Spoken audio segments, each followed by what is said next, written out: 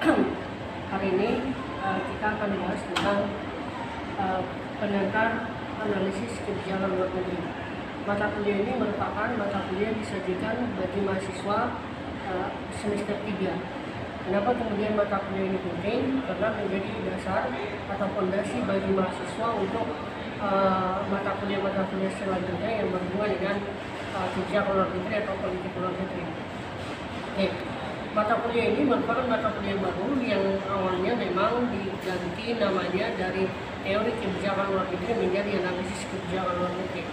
Dalam taksonomi belum analisis itu ada pada level 4, sehingga mata kuliah ini sangat teoritikal dan sehingga mata kuliah ini merupakan mata kuliah yang sangat mendesain bagaimana proses pengambilan kebijakan politik luar negeri. Oke. Kemudian secara umum ada 3 kata berhubungan dengan mata kuliah ini. Pertama adalah analisis teori kebijakan luar negeri. Nah, analisis sendiri adalah sebuah kata yang dimana selalu berhubungan dengan cara kita menjelaskan, cara kita menjawab masalah, dan cara kita menghubungkan antar variabel. Dengan menghubungkan antar variabel itu kita akan menemukan, kita akan menjelaskan bagaimana fenomena atau isu yang kita akan bahas. Sehingga analisis ini merupakan bagian dari taksonomi blok atau tingkat kompetensi yang dimiliki oleh mahasiswa pada level yang lumayan tinggi, yaitu pada level 4. Yang kedua, kebijakan. Kebijakan itu selalu berkonsekuensi hukum. Itu artinya kebijakan adalah tindak lanjut dari sebuah keputusan. Keputusan itu adalah berkonsekuensi politik, sehingga keputusan itu ranahnya ranah internal, sedangkan kebijakan itu ranahnya ranah hukum yang kemudian digarap karena adanya alternatif yang dibuat oleh para pengambil kebijakan atau elit-elit politik yang kemudian bisa diimplementasikan, bisa diformulasikan, dan bahkan bisa dibuatkan regulasi menjadi tindakan pemerintah. Tindakan pemerintah yang kemudian ada di level eksternal kemudian disebut dengan kebijakan luar negeri atau yang dikenal dengan foreign policy. Nah, luar negeri sendiri itu atau foreign itu memiliki banyak padanan kata. Ada yang menyebut foreign, ada foreign, kemudian ada beberapa kata lain yang direlevansikan adalah tindakan negara yang berhubungan dengan level eksternal atau yang melampaui kedaulatan negaranya.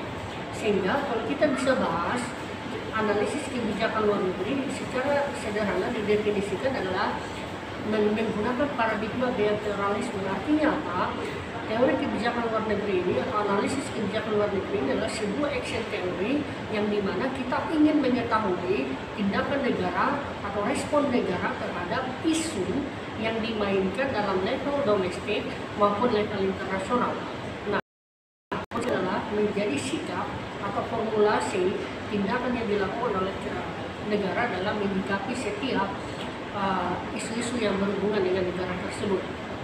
Nah, secara umum definisi kebijakan luar negeri adalah sikap, prinsip, nilai yang dimiliki oleh suatu negara yang kemudian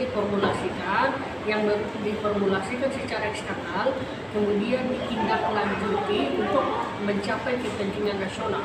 Nah, kepentingan nasional ini merupakan kepentingan yang merupakan akumulasi dari kepentingan ekonomi, sosial, politik, kemudian budaya, kepentingan hukum, dan lain-lain yang kemudian digarap menjadi sebuah formulasi kebijakan luar negeri.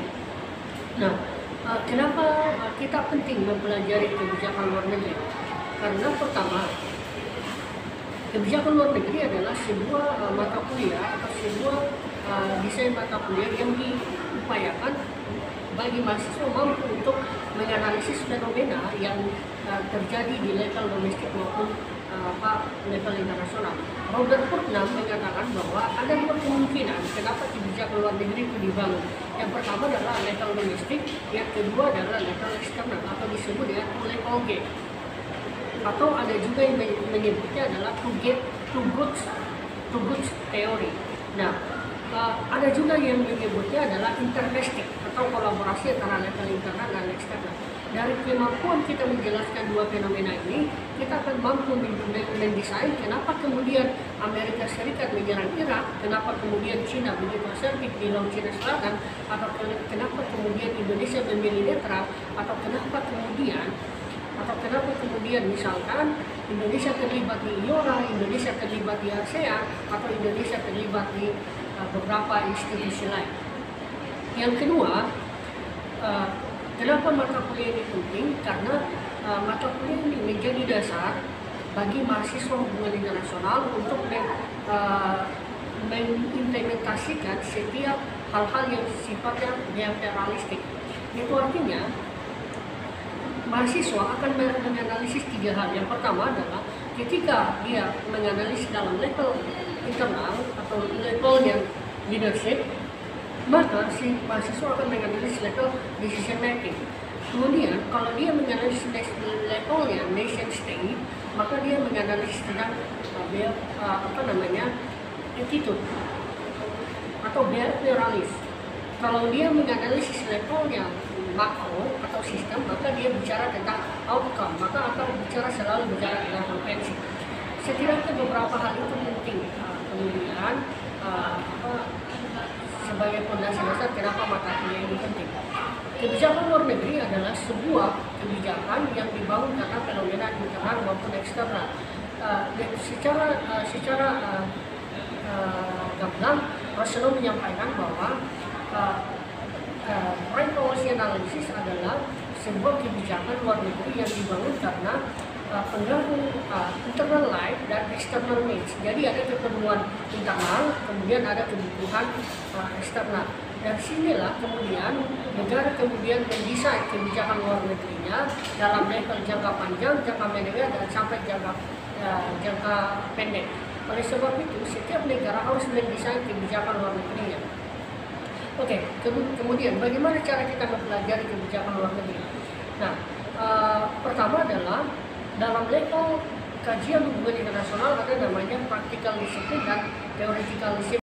Nah, dalam level perbedaan dua hal tersebut, maka kebijakan luar negeri ada pada tataran level practical discipline.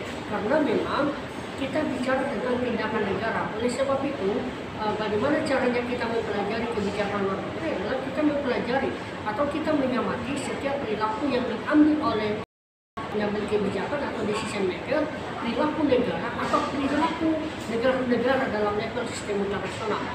Yang ketiga, apa manfaat yang kita bisa dapatkan dari kebijakan luar negeri. Yang ketiga ini adalah kita akan tahu kenapa kemudian Cina atau Indonesia mengambil kebijakan luar negeri dengan desain poros maritim. Contohnya, kemudian Indonesia mengambil kebijakan poros maritim, salah satu manfaatnya adalah untuk kepentingan ekonomi, untuk kepentingan budaya, dan kepentingan identitas. Oleh sebab itu, sebagai dosen hubungan internasional, saya pikir mata kuliah ini sangat penting bagi kita semua untuk dijadikan sebagai fondasi agar kita belajar lebih serius untuk memanfaatkan mata kuliah ini sebagai dasar dalam mengimplementasikan dan mengkorelasikan antara teori-teori hubungan internasional dengan perilaku negara yang kita sebut dengan kebijakan luar negeri. Demikian, sampai jumpa di bahan berikutnya.